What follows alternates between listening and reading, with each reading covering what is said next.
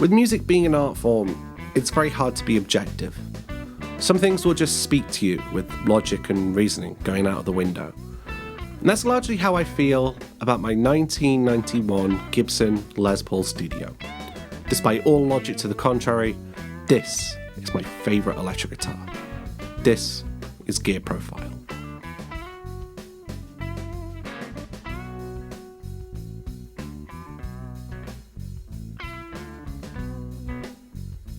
Growing up as a guitarist at around the age of 14, I'd started to expand my collection past the Squier Bullet Strat I had. In my mind and per my research, there were 4 main essential electric guitars to have: a Strat, a Tele, an SG, and a Les Paul.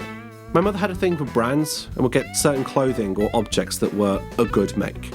I personally didn't give a shit that my t-shirt had the word animal on it or a saucepan had the words Le Creuset on it, but in some way, this influence has passively rubbed off on me today. Around this age, I would have accessed eBay via my iPod Touch or my own computer, but I of course didn't have my own account. I'd have had to run any purchasing decisions by my mum.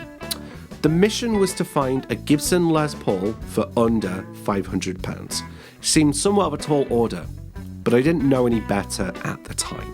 The biggest barrier for me buying guitars on eBay was that most listings were collection only, understandably so, and they'd be too far away to justify bothering my parents. It probably took a couple of months of searching before one came up at the right time. It was a 1991 Gibson Les Paul Studio in black. It might have had a neck break before, but it was a Gibson, and it was in my county.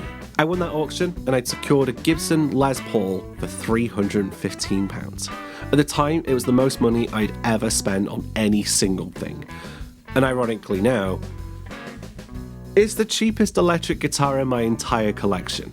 Over the last couple of years, I'd been busking in my town square, and I saved up the money in a jar that counted your money as you filled it. I'd amassed the 315 necessary pounds in that jar, and in my autistic brain, I'd assumed that that'd be a perfectly fine way to purchase a guitar. The day came to collect. As I came home from school, my mother asked where the money was for the guitar. I pointed to the money box that I'd been filling all year, and I gave her a mini heart attack in the process. We made a hurried trip to the town centre, going into different shops and changing coins for notes before the shops closed.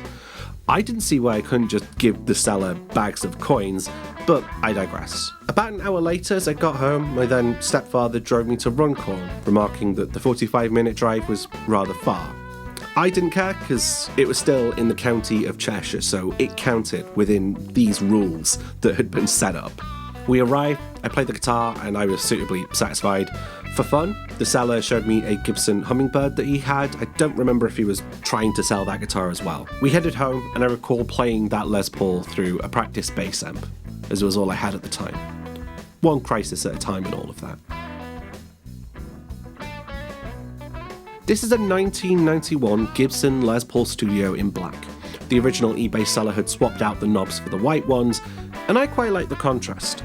As far as I understand, the Les Paul Studio range is a slightly budget-friendly variant that loses some of the cosmetic flair, like binding, to keep the costs down, while still maintaining the overall sound of a Les Paul made in the USA. As a result, this has a mahogany body, weight relieved by the drilling of 9 holes, and an ebony fingerboard with trapezoid inlays, one of the more premium appointments of this particular era of Les Paul Studio. I believe the pickups are still the original 490R, 498T humbuckers. If it didn't have a neck break before, it definitely did when I owned it. I took the guitar to school in a gig bag, left it stood up in the wall of the music department, and when I came back, I found it had been knocked over. It wasn't until I'd gone home and opened the case that I'd found the neck in its broken state. I was able to get the guitar fixed at Custom Amplification and Crew, but the £90 cost was a lot to a 15-year-old. Lesson learned, I guess. I'd use better cases for such things. It was also the first time I ever had an old instrument, or at least an instrument that was older than me.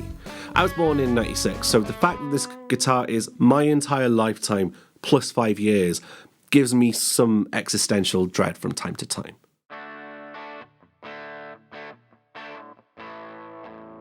I'd heard the sound of some Les Pauls described as creamy, and while I'm not sure exactly what that means, I think it might be fitting of this guitar. It's very smooth sounding, the humbuckers are understandably very hot, and in the neck position it's stunning to listen to. To be quite honest, I haven't had the chance to really play many Les Pauls since. Once I got mine, it was a box I ticked off. And when I look at some guitars, I think, it's nice, but I already have a 2-humbucker guitar in my Les Paul. That being said, I am surprised at how different this sounds to my SG. The SG will get its own gear profile episode, but for now, here's a quick comparison.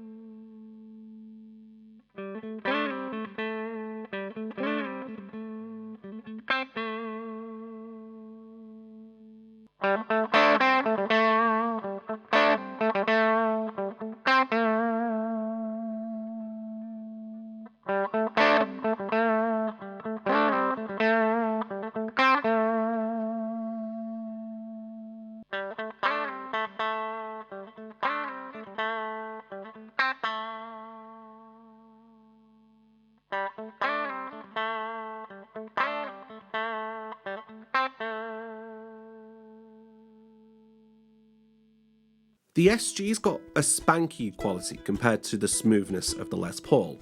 I don't know if that's a difference in the pickups or because of the lighter body, I'm not sure. But I was surprised at how different these guitars were despite both being 2-humbucker Gibson guitars. This is my favourite electric guitar despite all reason. In most of the music I play and listen to, I prefer single coils. I like Brad Paisley, Brian May, Stevie Ray Vaughan, John Mayer, Eric Clapton. In terms of these big four guitars, if I was to rank them in terms of what I play and listen to, it would be Strat, Tele, Les Paul, SG. But this Les Paul is still my favourite. It has the sentimental value of being the first proper guitar that I had. One that I bought through months of busking, and I played it enthusiastically at school and at home. Of the 8 guitars in my collection, this is the one that I will never sell. If I ever won the lottery, not that I play, or my music sold millions and I hit it big, sure, I'd buy a Les Paul custom shop just to say that I have one. But it will never, ever replace the guitar that started it all for me. My name is Marc Gallagher, and this has been Gear Profile. You can follow me on your favourite social media at Marc Gallagher Music, and consider joining me on Patreon and listening to my own music wherever you stream from. I'm Marc Gallagher. Like the video if you want, share if you feel compelled to, and follow me on places. I'll see you down the road.